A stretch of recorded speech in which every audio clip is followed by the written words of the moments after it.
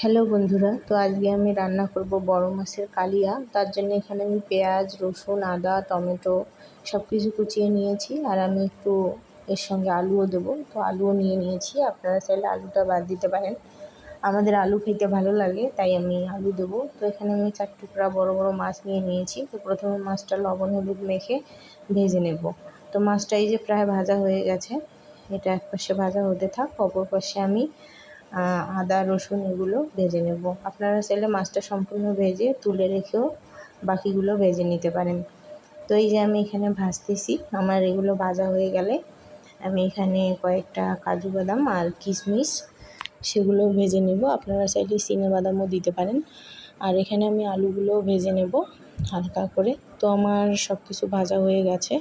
এখন এখানে আমি পেঁয়াজ আর টমেটোটা দিয়ে এটাও হালকা একটু ভেজে নেব। তো সব কিছু ভাজা হয়ে গেলে আমি এগুলোর একটা পেস্ট তৈরি করব।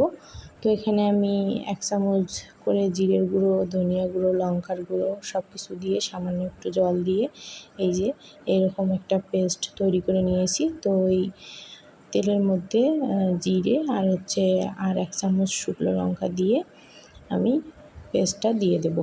তারপর সামান্য একটু জল দিয়ে মশলাটা কষিয়ে নেব। এই পর্যায়ে আমি আলুগুলোও দিয়ে দেব।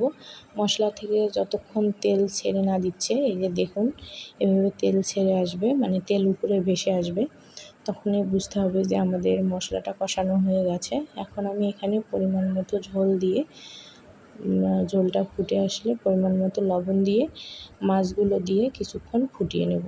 তো এই যে আমার রান্নাটা প্রায় শেষের দিকে, এখন আমি গরম মশলা আর ঘি দিয়ে তরকারিটা নামিয়ে নেব। তো দেখুন আমার তরকারির কালারটা কত সুন্দর এসেছে, খাইতেও অনেক সুন্দর হয়েছিল। আর আমার ভিডিওগুলো যদি আপনাদের ভালো লেগে থাকে তাহলে আমার চ্যানেলটা সাবস্ক্রাইব করে লাইক কমেন্ট শেয়ার করে পাশে থাকার অনুরোধ রইল।